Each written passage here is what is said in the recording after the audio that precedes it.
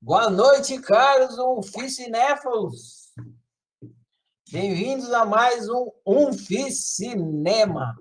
Hoje vamos conversar sobre o filme Freud, Além da Alma. Já é 8h13, né? Está de bom tamanho aqui de esperar o povo chegar. Estamos aqui com um bom número de participantes. E, sem mais delongas, podemos iniciar a nossa conversa de hoje. Deixa eu ver se tem alguém novo aqui. Não, todo mundo macaco velho já sabe como é que funciona. Então, vocês vão levantando a mão aí, conforme vocês manifestaram o interesse de compartilhar a conversa de vocês, a observação de vocês. Já tem 3 com a mão levantada aqui. Isso é bom, hein? O povo está animado hoje. Então, conforme vocês estiverem com interesse de compartilhar, vocês vão levantando a mão aí. Aí eu vou liberando vocês sobem, abre o microfone, fala. Aí vai o próximo, até chegar ao fim. Mais tardar aqui, 9h30. Beleza? Então, vamos lá. 4 pessoas já manifestaram interesse em compartilhar a sua análise do filme Freud, Além da Alma. Primeira que eu vi que subiu aqui, mais rápida do gatilho, foi a Natália. Então, Natália, seu microfone está aberto, pode falar. Se você quiser abrir a câmera, fica à vontade. Oi, oi! Oi para todos. Oi, tudo Natália, bem? tudo bom? Tudo bem. Eu falei que eu queria ser a primeira a falar hoje, ó. Deu certo? Legal, deu certo. É sempre o Thiago ou o Jorge, né? Pois é. Hoje vai ser uma das meninas. Peraí, travou. Então vai lá. Então, olha só. Ai, o filme é maravilhoso, né? Assim, o filme em si mesmo, assim, falando da filmagem, né, o fato de ser preto e branco, assim, a resolução não é bom, sabemos. Mas, assim, a história foi muito inspiradora para mim, assim. Eu assisti, acho que foi sábado, sexta, sábado, não sei, mas eu fiquei vários dias refletindo sobre essa história e, assim, com aquela, assim, sabe quando você sente uma inspiração, assim, pela pessoa? Nossa, foi demais, assim, ficar imaginando o Freud, assim, como ele era uau, assim, sabe aquela pessoa que vai atrás do que acredita e vai até conseguir, e assim, não tem certeza de nada, mas vai assim, sabe quando tem aquela pulguinha? E aí você fala, não, vou investigar, vou investigar. Parece que ele era assim, aí fiquei pensando até que isso é muito espírito de cientista, né?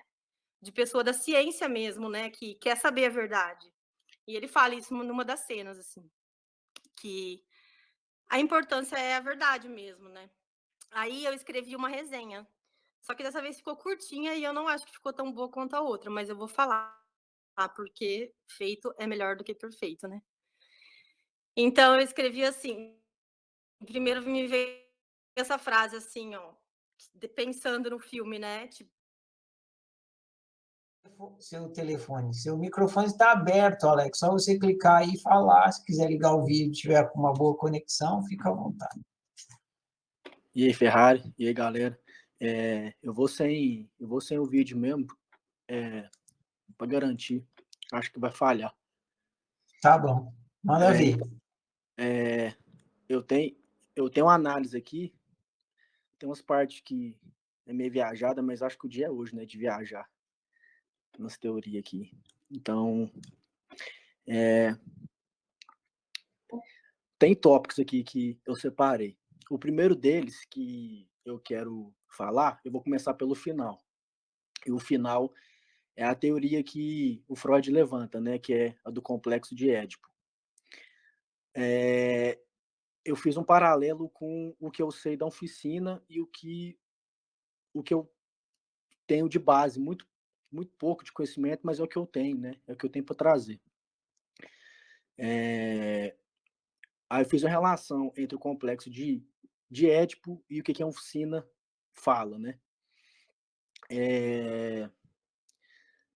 A teoria dele fala sobre a criança, né, desejar sexualmente o pai ou a mãe. Eu encaro isso mais como uma forma metafórica sobre o desejo, né? O ser humano, ele é desejo. Todo ser é desejo puro, manifestado em cada estado único, né? E desejo, ele é busca pelo que falta. Desejo é sempre a potência para alguma coisa que está a vir a ser. Então, um ser desejante é um incompleto que busca pela completude. Isso é a definição de ser, né? Porque ser é desejo. E ser humano é ser, então ser humano também é incompleto em busca da completude. E a primeira fonte de desejo realizado do ser humano é a mãe, né? É a primeira fonte de dor dele e a primeira fonte de desejo. Então a mãe, ela é o primeiro simbolismo de desejo realizado.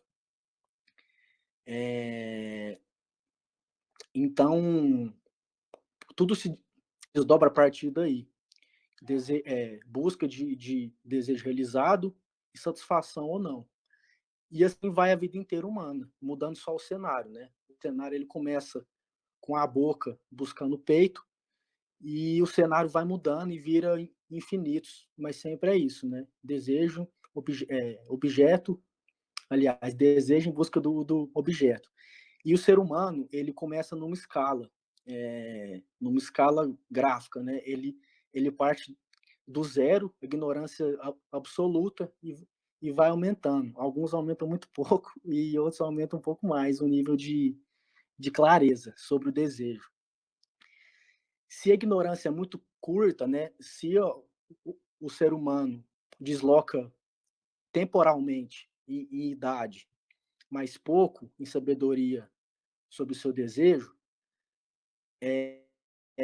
essa tendência metafórica dele pela mãe ou o pai, é, ela, ela permanece, ela tem sequência. Então, a escala temporal tem que vir junto ela tem que ser inversamente na proporção de perda de ignorância, né? Se avança no tempo, vai perdendo ignorância para você entender que desejo é simplesmente a busca pelo o que te falta.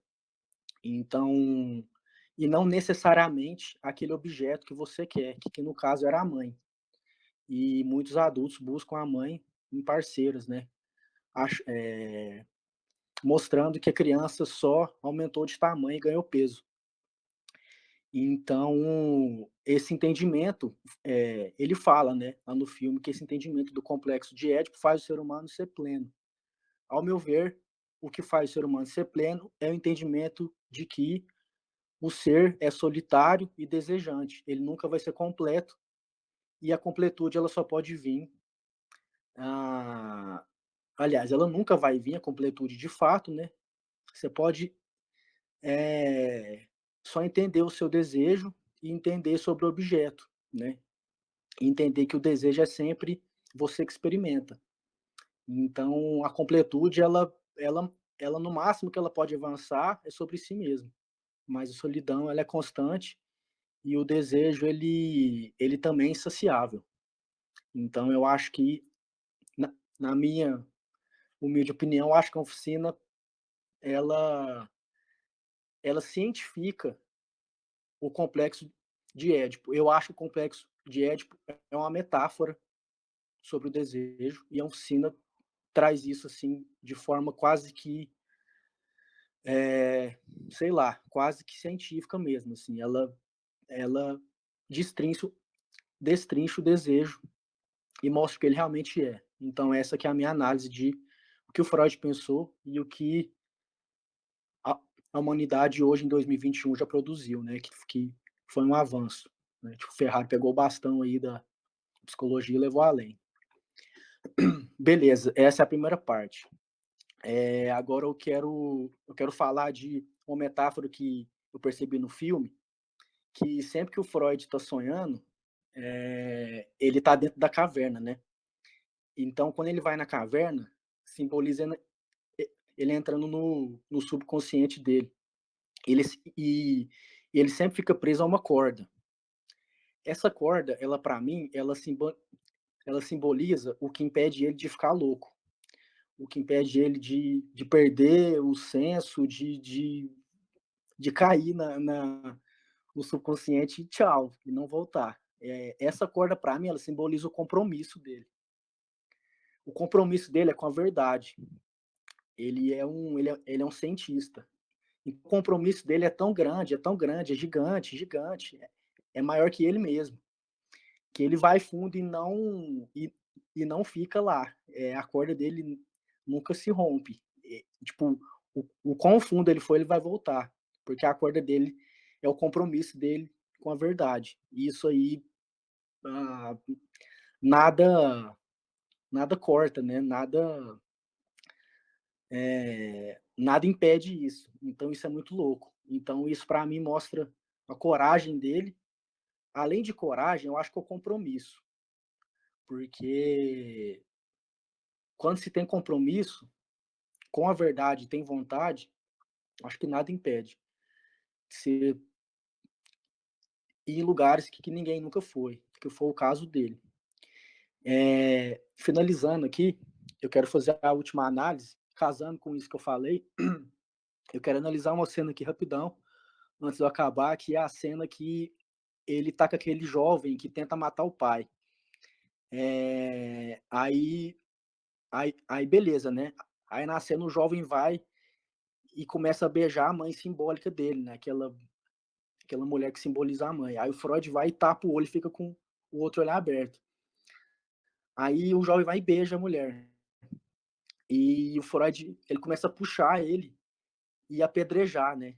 E o filme, ele traz uns simbolismos do catolicismo, né? Aí eu lembrei da frase, né? Quem nunca pecou que atire a primeira pedra. E Freud joga a pedra, né? Então, tipo, ele se vê como um pecador. Aliás, ele se vê como um santo ainda. Como uma criança. Então ele está preso no complexo de Édipo ainda. Tanto é que ele acorda e chama a mãe dele. Então, esse momento, ele começa a ir fundo nele. Ele começa a se descobrir no complexo que ele descobriu para ele sair. Então, aí que tá um dos motivos que a psicologia, para mim, que eu nunca achei que eu ia gostar, nunca achei mesmo, assim, nem suspeito, que para mim é um dos motivos hoje que eu acho que é, tipo, uma das ciências mais fantásticas, porque não adianta ter diploma, formação, enquanto você não for na sua caverna.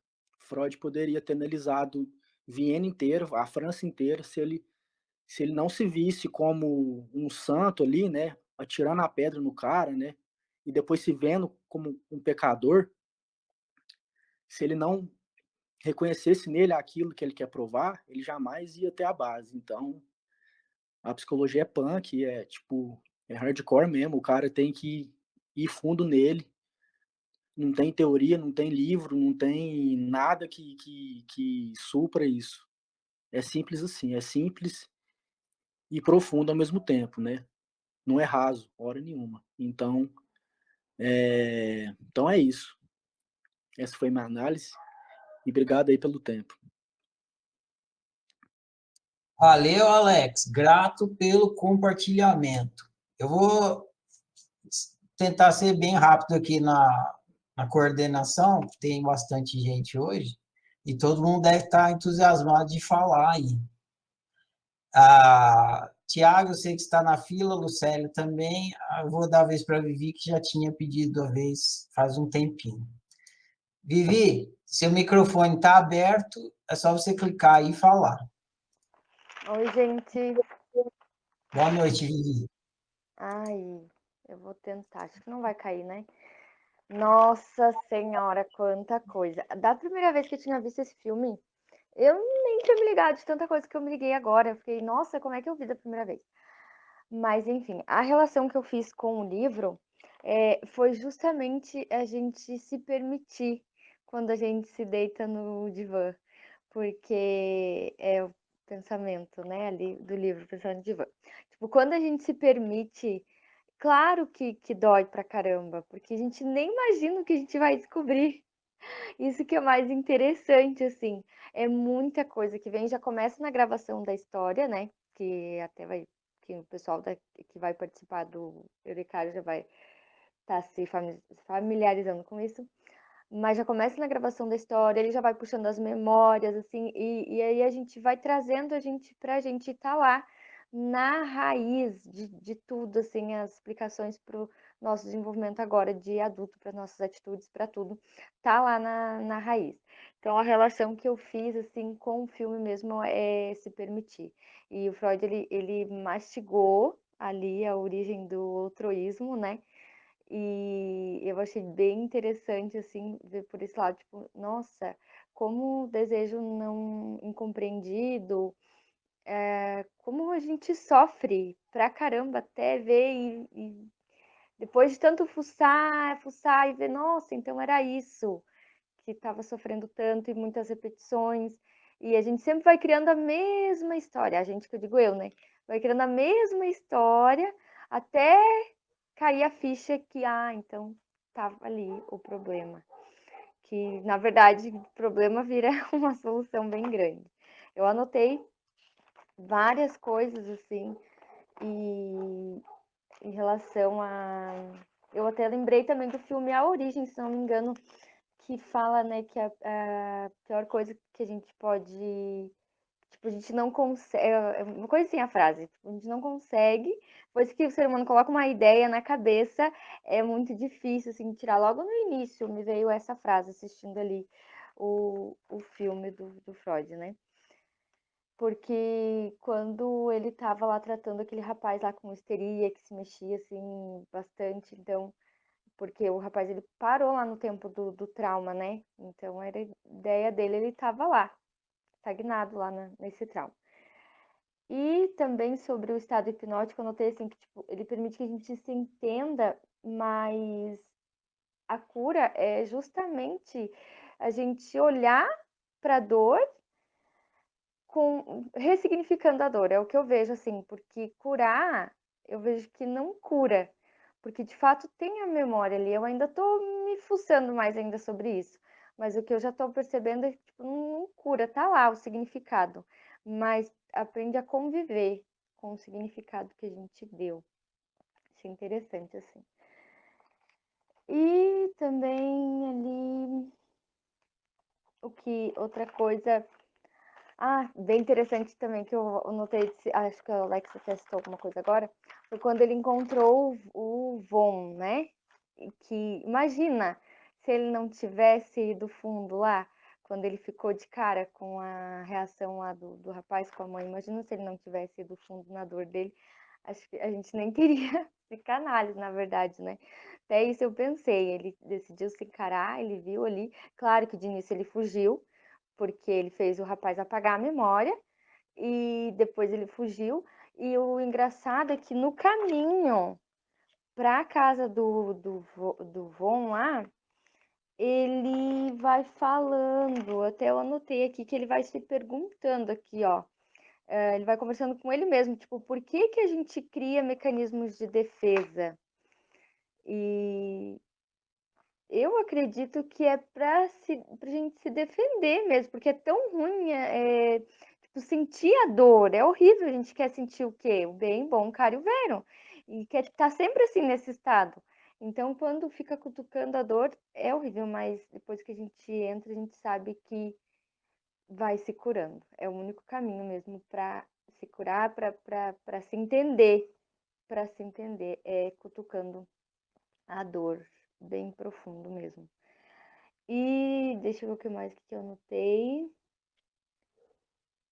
Da Cecília, foi a que começou e ficou um tempão na história dela, né? Que o tanto de representação que ela foi criando para lidar com a história dela. Achei muito interessante isso também. Me identifiquei pra caramba com a Cecília. Tudo ela projetava lá, o desejo dela lá que ela não compreendia e via em tudo, né? Achei interessante pra caramba. E deixa eu ver o que mais aqui.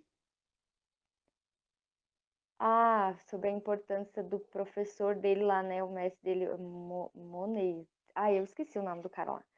Mas, enfim, ele instigou o Freud, né? Ele a persistir. Porque ele sabia do potencial do Freud, da vontade que ele tinha de conhecer o ser humano. Então, ele instigou ele a persistir lá. E também ele deu um aulão de como viver, como ser um ser humano totalmente insatisfeito, que não se permitiu, e ele sabia dos pontos dele, só que ele preferiu ficar na vaidade, né, tipo, da postura, e infelizmente teve o fim que teve lá, mas ele sabia de tudo que se passava com ele. Mas ele preferiu ficar, morrer como um homem bom, quem sabe. E deixa eu ver o que mais aqui. As frases que eu anotei, muito interessante também, ficou aqui, ó. A verdade é uma prescrição perigosa, deve ser administrada com o mesmo cuidado que a estricnina. Vou pesquisar o que é estricnina, não é do meu tempo isso daí. Se alguém puder me dizer para que serve. Não, eu vou lá no Google mesmo. E é isso mesmo. Dá mais tempo para... outra frase que eu anotei aqui, ó. Tipo, não há culpa na sexualidade, na sua fonte, né? Ou seja, lá na infância, só depois que o rio passa por cidades, é que daí começa o bicho a pegar. Não, chegou até cair um negócio aqui da mesa. E a outra, para fechar com chave de ouro, é conhece-te a ti mesmo. É a única saída para a gente viver bem. E é isso, galera. Legal, Vivi. Valeu o compartilhamento. Seu áudio saiu bacana aí, não travou em momento nenhum.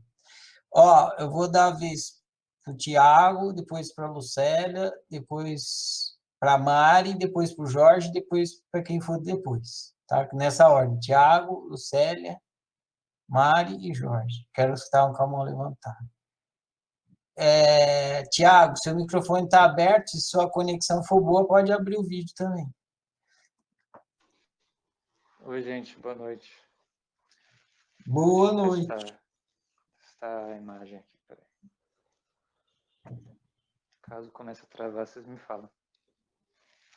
Então, no começo e no final do filme, tem um narrador. Não? Opa. Sim. Tá, tem que clicar para compartilhar o vídeo. Agora. Tá. Então, no começo e no final, tem um narrador, né, que ele dá umas explicações, meio que dando a moral da história. E ele fala que na história da humanidade existiram, né, 3 descobertas principais que, de certa forma, colocam o ser humano no lugar dele, né? Fazem ele se tornar humilde. A primeira, acho que é do Copérnico, né? Da descoberta de que os astros e o universo não giram em torno do planeta Terra. Ele é só mais um planeta, né, em meio de todos os outros. Tem o do Darwin, a descoberta do Darwin da evolução, que o ser humano não é um bicho especial, ele segue as mesmas regras que os outros. E a do Freud, né? Que o homem não é dono da própria psique, né? Ele tem várias forças atuando sobre ele ali, que fazem com que ele age. E ele pensa que ele é dono de todas as decisões dele, mas tem muita coisa por baixo. No final, esse narrador fala também da vaidade, né? E essa parece que é o principal, né, que o filme quer passar. O Freud lutando contra os colegas dele, porque existe essa crença assim, até tal ponto eu sei já, né? Apesar de a ciência ser, né, uma investigação, e você precisa estar consciente de que você não sabe para você investigar, a gente pensa que sabe, né, ou sabe os limites do mistério, assim. E é o que acontece com os colegas dele, até o Breuer lá, que é o colaborador dele. ele fala nessa parte sexual aí eu não aceito, né? Ele até tem um gesto assim meio derrotado quando no final, quando o Freud está falando pro pessoal, ele olha para baixo e agita a cabeça assim, não, isso aqui eu não posso aceitar. Não é que ele acha que está errado tanto, mas ele não pode aceitar.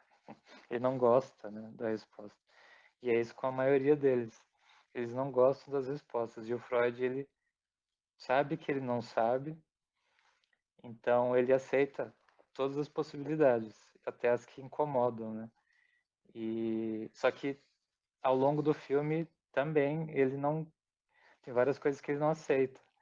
E ele chega a desistir, né, e parar de fazer os tratamentos. Só quando aquele antigo diretor lá do hospital conversa com ele, revela que escondeu as doenças dele por 20 anos, aí sim que eles viram uma história do que o Freud não quer para ele. Então o Freud segue o conselho dele de não se esconder, né? E ir atrás dessas verdades inconvenientes. Mas até ele tinha desistido e não queria olhar para essas coisas. Acho que o que eu peguei principalmente é isso. Então, essa questão da vaidade, que na verdade é o eu sei, né? É isso. Muito bem. Eu vou, então... Qual era Era a Mari. Grato, Lucélia, pelo seu compartilhamento. Vamos para a Mari agora. Mari, seu microfone está aberto, é só você clicar e falar. Oi, pessoal, boa noite. Boa noite, Mari. Eu comecei a ver o filme, eu nunca tinha visto antes, né? E eu adoro filmes em preto e branco, então gostei bastante. E eu fiquei doidinha vendo, tive que ficar dando pause toda hora, porque eu queria anotar as falas que eu achei assim mais relevante. Aí eu anotei aqui, tem um diálogo entre o Freud e o Breuer, quando eles estão na charrete, depois que o Freud vê a Cecil pela primeira vez, né? Aí o Freud pergunta para o Breuer, por que lembrar de um incidente traumático aliviaria um sintoma? A parte obscura continuaria produzindo ideias rebeldes. Aí o Breuer responde, o trauma não divide a mente como uma perna decepada. Ela só faz a lembrança do incidente sair do consciente. Aí o Freud, mas como lembranças inconscientes criam sintomas? Brauer, porque elas estão cercadas de emoções que não acham uma saída natural através da consciência. Um sintoma mórbido é apenas energia emocional saindo pelo lugar errado. Essa cena, assim, para mim foi demais. Adorei o diálogo deles. Aí depois tem a outra cena, que é quando o Freud vai visitar lá o professor Maynard, quando ele tá à beira da morte, né? Aí o professor fala, minha vida tem sido uma hipocrisia. Usei mal meus talentos, escondi a verdade até de mim, suprimi meu ser verdadeiro. O resultado é que estou morrendo em um estado de orgulho e ignorância. Não sei quem eu sou, não sou eu que vivi minha vida, mas sim outro, criação da minha vaidade. Quebre o silêncio, faça o que deve ser feito, Freud. Vá ao coração da nossa escuridão. Achei linda essa parte também. E esse personagem do professor Maynard é um exemplo clássico, né, da maioria dos indivíduos do planeta Terra, porque ninguém quer cavar até chegar na escuridão, né? E representa o medo que a gente tem de mostrar o que está dentro, né? E a gente acaba mentindo para não mostrar o que os traumas da nossa história fizeram com a gente. E reprimimos os pensamentos e sensações naturais por medo do repúdio cultural. O professor Maynard descobriu a sua própria caixa de escorpiões e a escondeu nas profundezas do seu eu. E isso o fez padecer com os anos, tendo todos aqueles sintomas. E aí eu cheguei na conclusão que existem 3 tipos de pessoas. O primeiro tipo é a pessoa que nunca soube que tem uma caixa de escorpiões.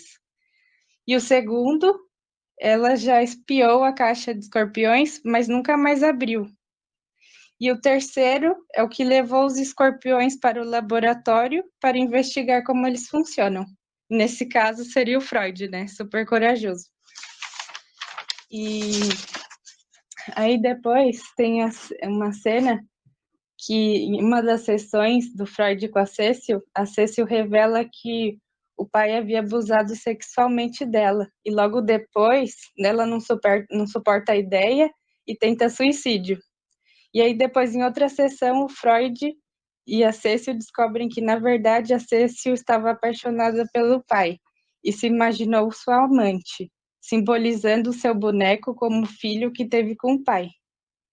E nesse momento, entre essas duas cenas, eu percebi como as memórias podem ser maleáveis e falsas.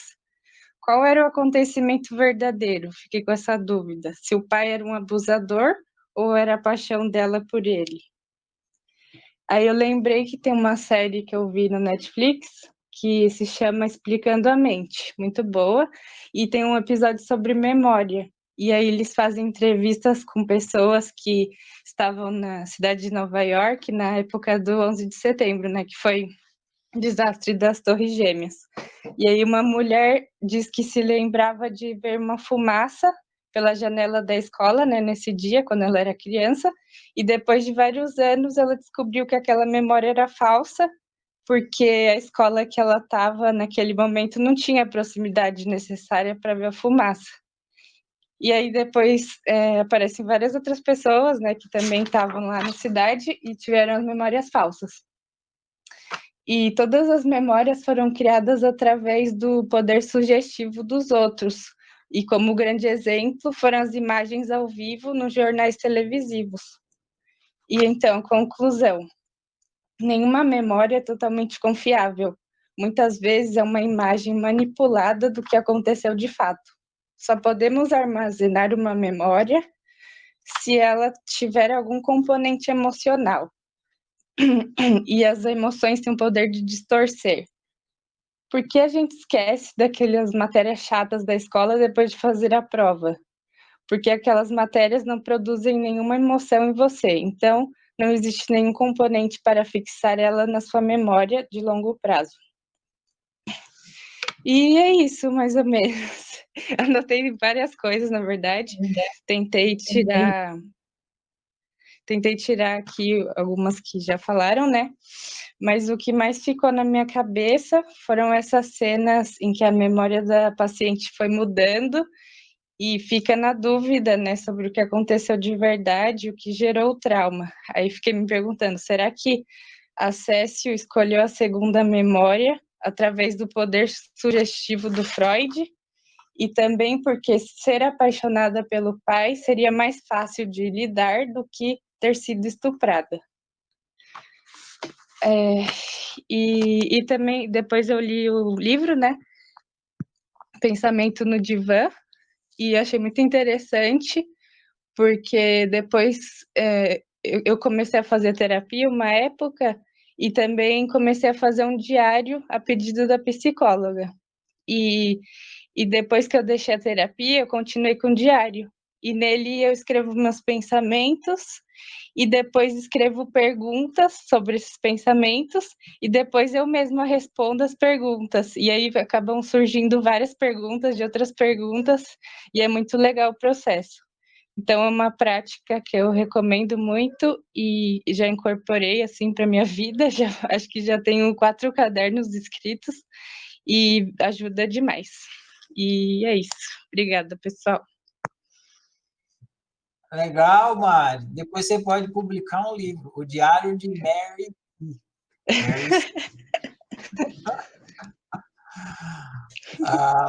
Valeu, Mari. Bacana. Eu vou passar a vez agora para o próximo, que é o Jorge. O que está com a mão levantada, você vai depois do Jorge, tá?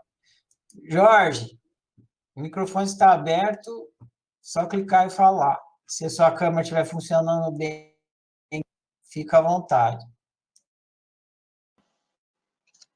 Boa noite. Eu não vou nem arriscar a câmera não, porque para não atrapalhar, né? Um dos problemas de falar depois é que todo mundo já falou tudo, né? Mas foram todos brilhantes, assim. Eu fico até com vergonha, porque eu não pesquisei tanto, não me organizei tanto. Então, mas o trabalho feito anteriormente aí pelos outros tá? Perfeito. E aí eu me prendi em alguns aspectos, né? Porque eu estava pensando em relação ao livro e eu consegui ver mais coisas no livro anterior do que no atual, porque o atual ele fala mais especificamente sobre a questão da autoanálise. E o livro anterior, que fala sobre os 3 passos, né? Eu fiquei pensando que tem bastante a ver também, porque, aliás, tudo que tem na oficina tem a ver com o filme, né? Mas eu fiquei pensando na questão que ela aparece o tempo todo, é que as pessoas não admitem, né? E o primeiro passo lá do livro é admitir. E essa guerra toda de você, primeiramente, admitir seus pensamentos, né? Mais secretos, escondidos e sentimentos. E dá para perceber que isso só era quebrado através da hipnose, e depois com uma conversa, um convencimento, para aí sim começar, né, uma autoobservação, que seria o segundo passo. Então, eu vejo esse aspecto do filme assim o tempo todo. Tudo que foi dito sobre metáforas foi perfeito, né? E o filme é todo uma aula, praticamente os diálogos são ótimos, né? Eu comentei lá no grupo que eu estava pesquisando e eu descobri que o Jean-Paul Sartre ele foi convidado para fazer o roteiro, mas foi dito que o filme duraria 5 horas se fosse usado o roteiro do Sartre. Então pegaram apenas algumas partes e mesmo assim ele não quis, o Sartre não quis que aparecesse nos créditos o nome dele, porque não era o que ele queria, né? Ele queria que aproveitasse o texto todo. E aí teve uma briga lá com o diretor e tal. E eu acho legal como é que as coisas se misturam, né? Vida e arte, e a metáfora da coisa. Então, foi muito legal o pessoal que pegou, né, os diálogos e foi ali destrinchando, porque cada conversa realmente tem ali assunto para dias, né? Outra coisa que eu percebi também é que o título do filme, como a Lucélia falou, né, tem no Brasil ficou Freud, Além da Alma. E às vezes eu penso por que eles usam esses títulos, né? Eu acho que até aí existe uma resistência, porque alma você atrai mais o público, né? Você está falando de uma coisa que todo mundo entende e tal. E na verdade não é exatamente sobre a alma, né? A não ser que você vá pesquisar e perceba que alma o significado, a etimologia vem de psique, vem de sopro, né? Vem de ânima, que é desejo, que tem tudo a ver com desejo. Então, eles jogaram para um lado do marketing, né? Quando colocam além da alma. Na verdade, não tem nada além da alma ali, tem além do conhecido, né? Do que está superficial. E é engraçado porque eu fui pesquisar os títulos em inglês e o título tem um título e o subtítulo.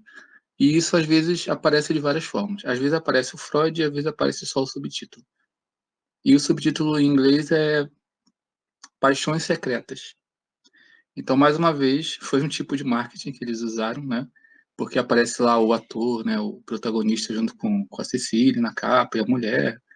Então, é como se fosse um homem rodeado por várias mulheres e tal. Então, olha que irônico, né? O cinema pega, usa o Freud e toda a questão do desejo, né? Desse chamariz, para vender o filme sobre justamente isso. Então, ficou assim, o subtítulo lá: Freud, Paixões Secretas.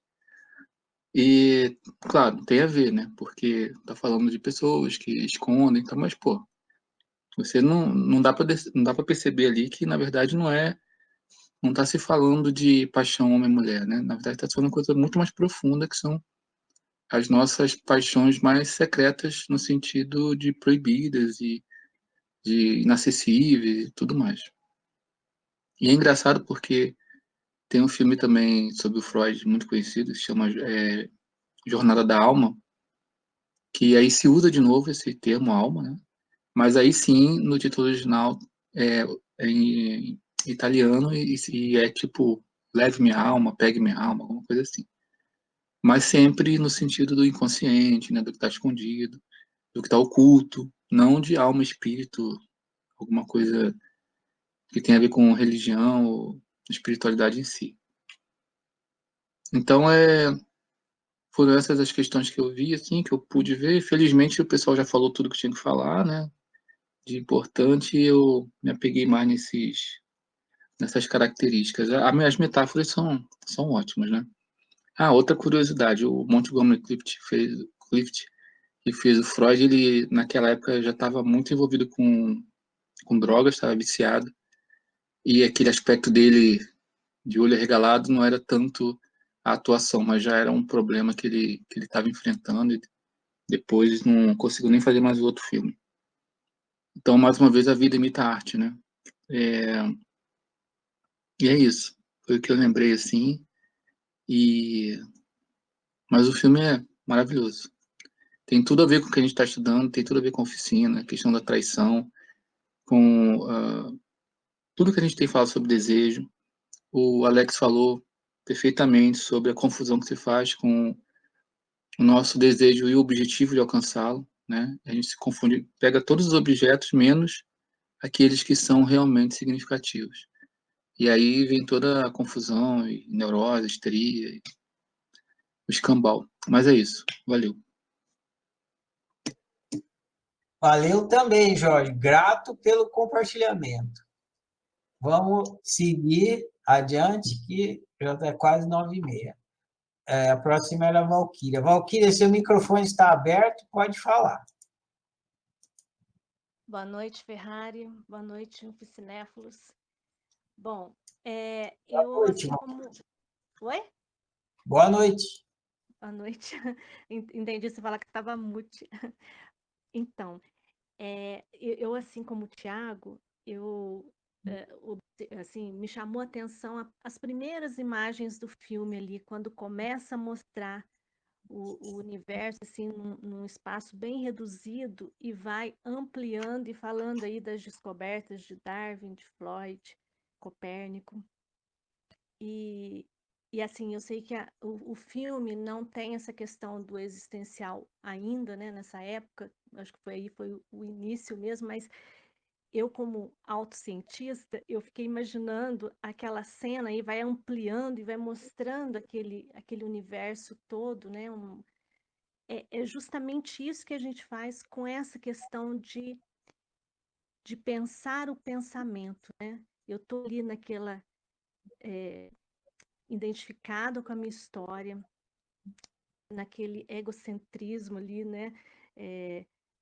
Reduzida, limitada aquilo, e quando eu vou ampliando, e quando eu tenho o entendimento de que eu sou a própria existência, e que esse processo aí de criar minha realidade é um mecanismo ali, eu olho para ele, eu vejo o produto disso tudo ali, né, da fábrica da realidade, eu amplio, assim, imensamente a minha visão diante da experiência humana. Então, essas primeiras cenas foram as que nortearam todo o filme, na minha opinião. E a partir daí, né, que se chegou aí, que se chegou à perspectiva de que eu sou o epicentro do meu próprio universo, né? Que eu sou a criadora, né? Que eu não estou à mercê das circunstâncias. O caso da Cecília, para mim, foi bastante representativo da experiência humana no estado de ignorância. Ela estava ali com a visão distorcida, ela não andava. Quando eu estou na ignorância, eu vejo as circunstâncias da minha vida de forma distorcida, né? Eu não tenho clareza. E o que isso produz? Produz uma realidade estagnada. Eu fico paralisada. Eu não ando, né, dentro dessa minha criação, dentro dessa jornada minha de autorrealização. Eu fico parada. Quando eu consigo ver os equívocos, né, ver aquilo que está me impedindo de realizar o meu desejo primário, que é a autorrealização, quando eu vejo, eu começo a dar os primeiros passos, porque eu tiro esse equívoco, né? Eu identifico esses equívocos e eu vejo que é um equívoco e, portanto, aquilo me libera, porque o que me impede de autorrealizar sou eu mesma, através dos altruísmos que eu vou adquirindo ao longo dessa experiência. A Cecília, ela era uma neurótica, né? Neuroótica. Ela teve uma percepção da realidade ali na rua da Torre Vermelha, né? Quando ela viu a prostituta, o pai dela com a prostituta, ela não queria ver, ela não queria lidar com aquele sentimento que na percepção dela foi o de rejeição. Tinha muita coisa ali por trás, né? Tinha toda a relação dela com a mãe também, a mãe que tinha ciúmes dela, então tinha muitas outras coisas que não foram muito detalhadas no filme. Ficou mais entre a relação da Cecília com o pai. E naquela percepção ali né, do passado, ela paralisou. Foi ali que ela que ela paralisou mesmo, porque eu posso, hoje, adulta, né? Eu sou adulta, mas eu eu posso estar agindo com uma percepção de quando eu era criança, né? E eu acho que a neurose, ela tá ligada a isso aí, né? A neuroótica. Eu tenho essa visão da minha experiência, eu tenho essa percepção e eu não consigo mudar isso. Isso me paralisa, isso me deixa estagnada, né? Eu cresço em estatura, mas eu continuo tendo aquela mesma percepção de quando criança. Uma coisa que me chamou a atenção no filme a respeito da hipnose. Assim, eu tenho uma visão muito positiva em relação à hipnose, mas nesse caso específico, eu vi a hipnose, assim, na questão da autoobservação, no caso de eu estar no piloto automático. A gente tem uma ideia da hipnose, assim, vai lá colocar o pêndulo, né? A pessoa vai dormir, vai ficar dormindo e tal. Mas quando eu não estou em autoobservação, de certa forma, eu estou em estado hipnótico, né? Eu estou ali sendo influenciada a todo momento, os pensamentos estão agindo, eu estou ali lidando com a minha vida, com a criação da minha realidade, mas num estado de profunda sonolência. Então, o que é o acordar, né? O estar em alerta, o estar em autoobservação? É não estar em estado hipnótico, né? Porque se eu tô ali naquele sonambulismo, o despertar, né? O despertar, que a gente usa o termo, né? O despertar. Você tá desperto, você tá com o olho aberto, você tá vendo, você tá pensando os teus pensamentos, você tá raciocinando, você tá usando ali aquela ferramenta que é o teu cérebro. Mas se eu não tô alerta para isso, eu tô em estado hipnótico, eu tô em sonolência, em profunda sonolência e agindo completamente no piloto automático, agindo daquela forma com que eu agia lá no, no, no passado, né? E então eu tenho que ser o quê? O Freud da minha experiência.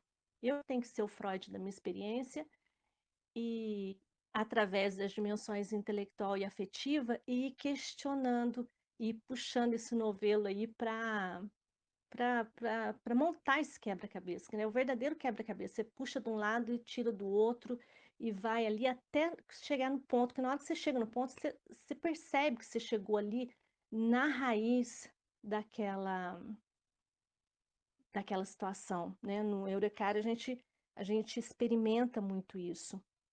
Quando o Freud foi conversar lá com o professor, né? Ele se reconhece um neurótico e diz para o Freud, seja um traidor, não siga pelos mesmos caminhos, né? Assim, aliás, essa é um entendimento que eu tive, né? O de ser o traidor é não seguir os mesmos caminhos, é não ser fiel a essa programação, ao contrário, né? Ser infiel a essa programação e criar os próprios caminhos dentro da consciência que eu tenho hoje. Para isso, eu tenho que estar pensando os meus pensamentos. E no final, que né, fala lá, conhece-te a ti mesmo.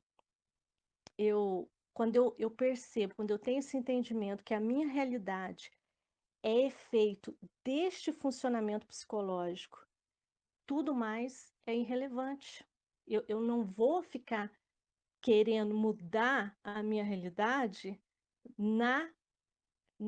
no efeito. Eu vou diretamente na causa. É ali que eu tenho que estar. Então, aí quando eu tenho esse entendimento, tudo mais fica irrelevante, nada mais importante do que isso. O filme é muito bom, eu gostei demais e é isso aí. Legal, Valquíria. Grato pelo compartilhamento. Meus caros, é 9h30. Tem mais alguém que quer compartilhar? A gente prolonga um pouco mais. É só levantar a mão. Mãozinha azul.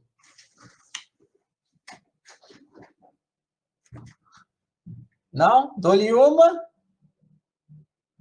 Dou-lhe duas. Dou-lhe três. Então, vou eu. Vou eu. Lá vou eu. Que hoje é festa na avenida. Deixa eu abrir aqui o meu bloco de notas. Eu vou abrir a câmera para vocês me verem. Isso. Ó. Eu aqui. Aliás, é sobre isso que eu vou falar, sobre o eu. Eu.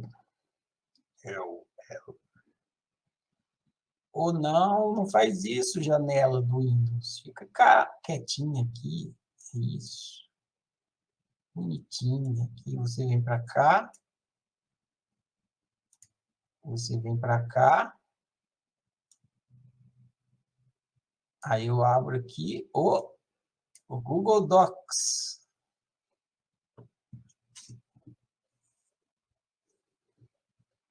Bom, primeiramente, meus parabéns para todos vocês que compartilharam aqui alto nível hoje aqui, hein? Adorei.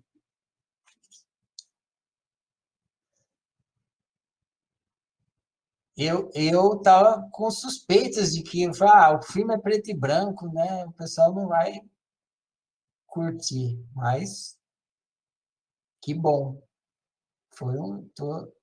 Tô muito contente com o resultado. Cadê? Cinema.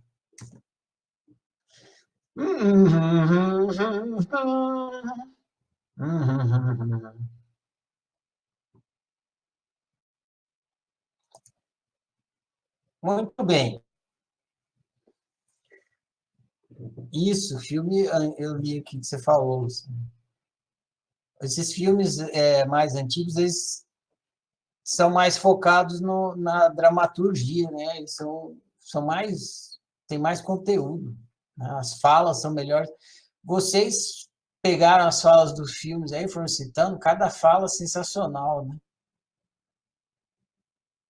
É quase um livro. Né?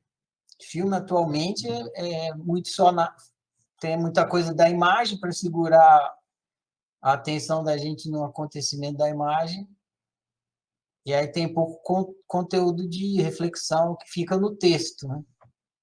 Livro acaba sendo muito melhor para isso. Eu fui assistir, muita gente já deve ter feito isso, né? Fui assistir o filme O Caçador de Pipas.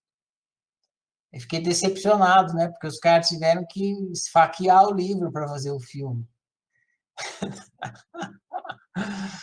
E cada fala que tem no livro, bem legal. No filme, desapareceu. Mas os filmes antigos ainda tem isso. Bom, enfim, vou aqui a minha resenha. Esse livro está relacionado ao livro, esse filme está relacionado ao livro Pensamento no Divã, que é um livro que fala sobre autoanálise, sobre pensar o pensamento. Pensamento no Divã. E que está ligado com todo o processo de autoanálise. que são os 3 últimos livros do ciclo de estudos. Esse livro, Pensamento no Divã, foi o último livro do ciclo de estudos. O ciclo de estudos acabou ontem. Ontem terminou o ciclo de estudos. Foi o último livro. E esse filme, então, foi o último relacionado aos livros. A minha resenha aqui, ela está tratando não tão especificamente do que foi explicado lá no livro Pensamento no Divã. E não porque não está tão relacionado assim. É porque na hora que eu fui fazer a resenha, veio de outro jeito, assim, veio na minha cabeça um outro caminho para pegar. E eu gostei desse caminho e eu fui, embora ele não fosse tão ligado assim ao livro Pensamento no Divã. A ligação direta desse filme com o livro Pensamento no Divã é todo aquele processo ali do Freud fazendo a análise, né? Fazendo o processo de ser um psicólogo, de ser um terapeuta, de ser um psicanalista. No livro Pensamento no Divã, está dizendo para a gente se dividir em 2, observador e observado, que é como se fosse o terapeuta e o paciente, né? Então, a gente faz o que o Freud está fazendo lá sozinho. Você mesmo é o seu próprio terapeuta. Você é o seu Freud. Alguém falou isso aí. Foi legal falar. Você é o seu próprio Freud e o seu pensamento é o seu paciente. Aí você fica ali. Então, o filme ele mostra muito isso, o processo de fazer a terapia, de fazer a análise. No caso, uma análise, porque o terapeuta é externo. Mas, no nosso caso, a gente estuda como é que a gente faz a autoanálise, porque a gente vai ser terapeuta nosso mesmo. Então, essa é a ligação mais direta do livro com o filme. Ver todo aquele processo de fazer análise, trazer a memória, analisar a memória, ver a história que está por trás da história, entender o que tem o fato e o que está por trás do fato e tal, por que causa o sofrimento, tudo isso aí que a gente estuda no ciclo de estudos sobre o processo de fazer análise e principalmente agora no final. E para vocês que vão entrar na fase de prática do ciclo de estudos, é isso que vocês vão fazer o tempo todo. Ser analista de vocês mesmos. Agora, eu vou, então, dito isso, eu vou falar minha resenha, que tem a ver com isso, tem a ver com o que a gente estuda na oficina, então, talvez tenha mais a ver com o nosso trabalho como autocientista em si, do que especificamente o processo da autoanálise. E tem a ver com uma coisa assim de fechamento do ciclo de estudos também. De fechamento da... Esse é um negócio estranho aqui. É como se o Freud fosse o paraninfo de vocês. Mas, enfim, de fechamento dessa jornada aí do ciclo de estudos e da nossa motivação em sermos autocientistas. Talvez por isso que eu escolhi esse caminho em vez de na hora de fazer minha resenha. Bom, dito isso, vamos à minha resenha. A minha resenha chama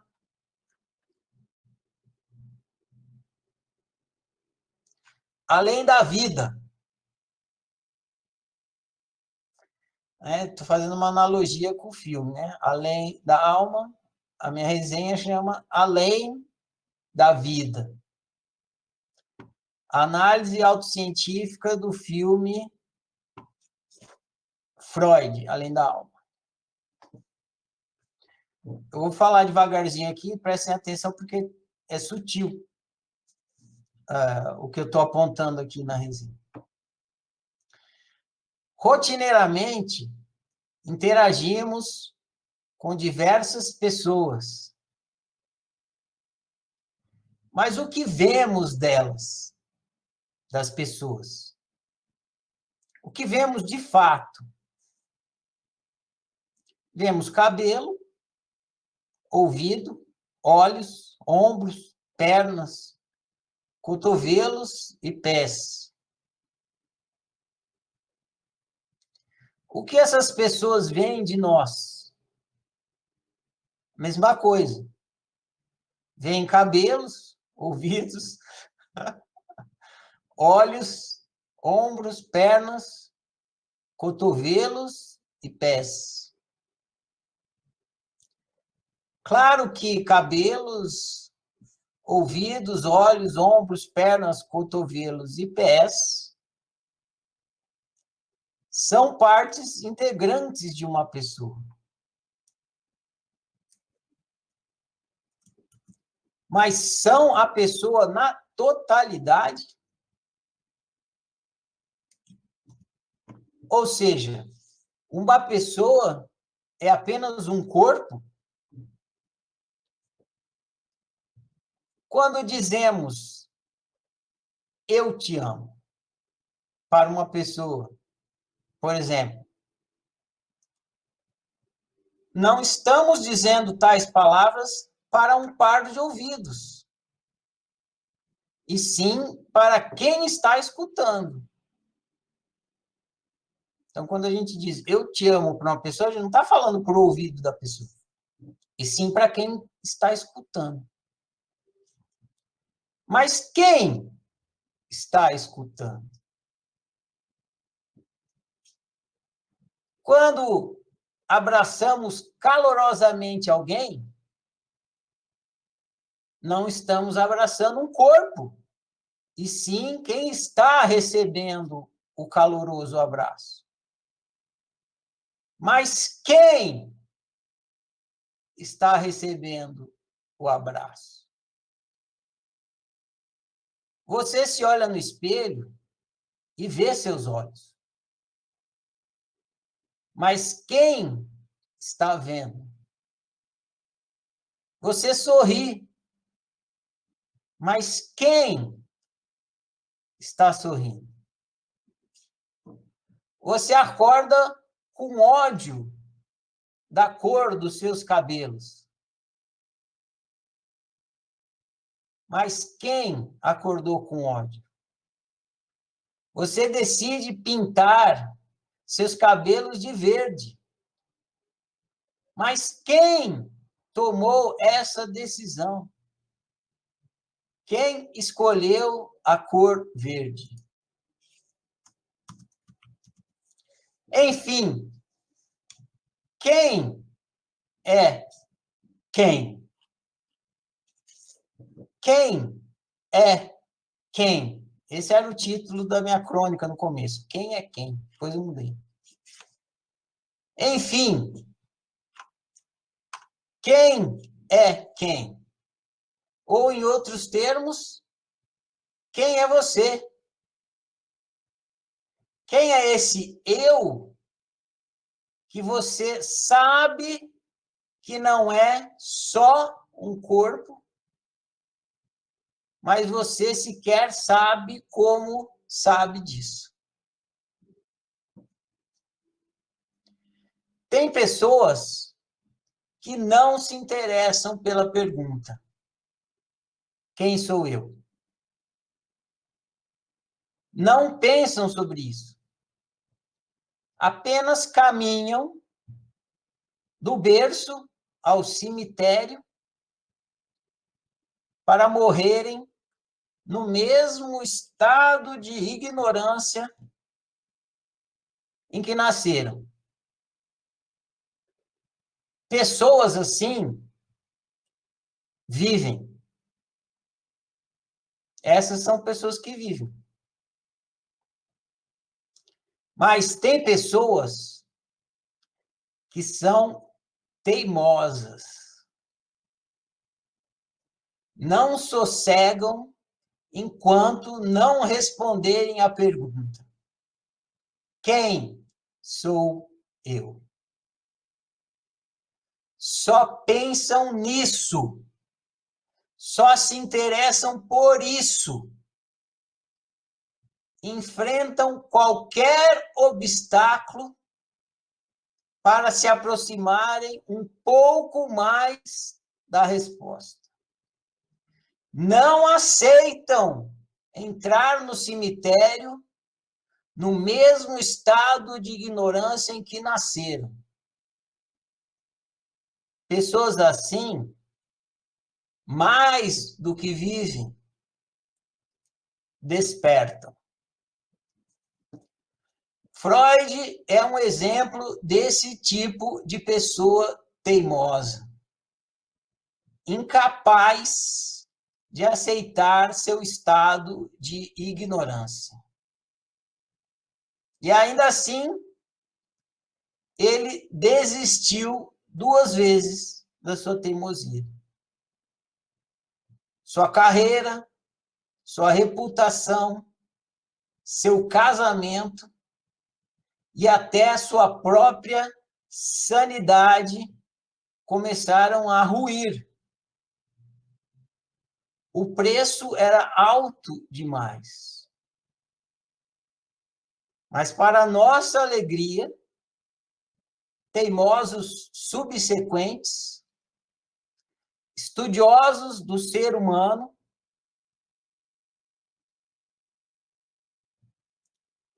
o preço não era maior do que seu desejo de autoconhecimento. Em nome do id, do ego e do superego, louvada seja a teimosia do pai da psicologia. Fim da minha resenha. Então é isso aí, gente. Na verdade, eu fiz uma ode ao Freud aqui, né? E aos traidores, que vocês bem observaram. Os traidores que, no fim das contas, é a traição da ignorância, né?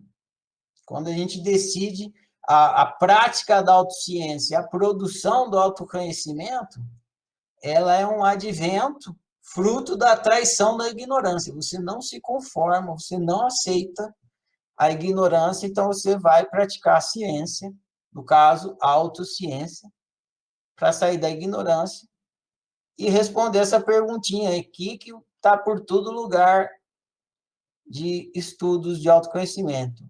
Quem sou eu? Quem sou eu? Quem é você? Então. Muito bem. Essa foi a minha resenha. Amanhã eu posto lá no grupo. Lá não, aqui no grupo.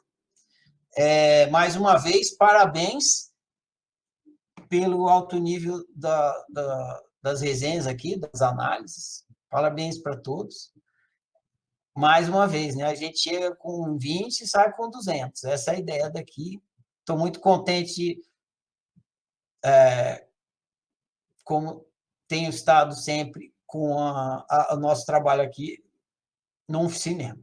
E prossigamos vida longa. O ciclo de estudos acabou. Então, não tem mais aqueles livros relacionados aos filmes. Eu vou escolher os filmes com outro critério agora. Para o filme dessa semana que está entrando agora, a forma que eu vou usar para escolher é o seguinte. Para dessa semana, não vai ser sempre assim, tá? Mas para o próximo filme, eu peço para que vocês, eu vou abrir amanhã um tópico vou abrir um tópico no grupo para você dar a sua sugestão de filme. Aí vocês vão dar a sugestão do filme. Espero eu abrir o tópico primeiro, tá? Senão fica muito desorganizado. Então, eu vou abrir um tópico, aí você faz sua sugestão de filme lá, eu vou pedir para você sugerir qual filme e por que você está sugerindo aquilo. Aí eu vou considerar todas as sugestões, vou fazer uma listinha dos que eu achar, uma listinha para votação, dos que eu achar que são mais bacanas. E aí a gente vota nos que tiverem nessa enquete, E aí, quem ganhar a enquete vai ser o filme da semana. Beleza? Então, por favor, espere eu abrir o tópico amanhã antes de vocês começarem a sugerir. Mas a sugestão vai ser assim: você põe o nome do filme e o motivo por que você está sugerindo aquele filme. Aí eu vou avaliar. Bom demais! Então é isso, gente. Mais uma vez, saio daqui muito contente. Cheguei com 20, saio com 200. Espero que para todo mundo tenha sido assim. Está com a mão levantada aqui, Natália, você quer falar isso? Escreve aí, ou você só levantou por acaso?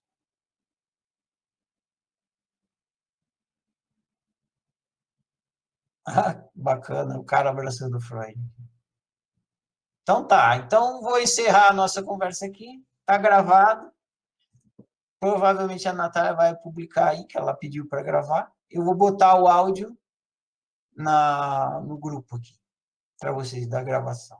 Tá gravando? Tá gravando, a bolinha vermelha. Sim, a sugestão é só filme. Série não funciona, porque a gente não vai. Para assistir um filme sincronizadamente é difícil, série vai ficar impossível. Então tem que ser filme, para a gente conseguir assistir em sincronia. A não ser que seja uma série como a Black Mirror, que é separada, que você assiste um episódio e funciona como se fosse um filme. Mas essas séries que você precisa assistir, sei lá, 5, 6 para entender uma coisa, aí não adianta, né? A gente não vai conseguir sincronizar. O que é uma pena, porque também seria muito legal, tem séries ótimas. Mas não vai funcionar, a mecânica não vai funcionar. Beleza, gente? Então é isso aí. Agora todo mundo vai lá meter a mão dentro da caixa de escorpião. E prossigamos, tá bom? Bom demais, prossigamos. Boa noite a todos.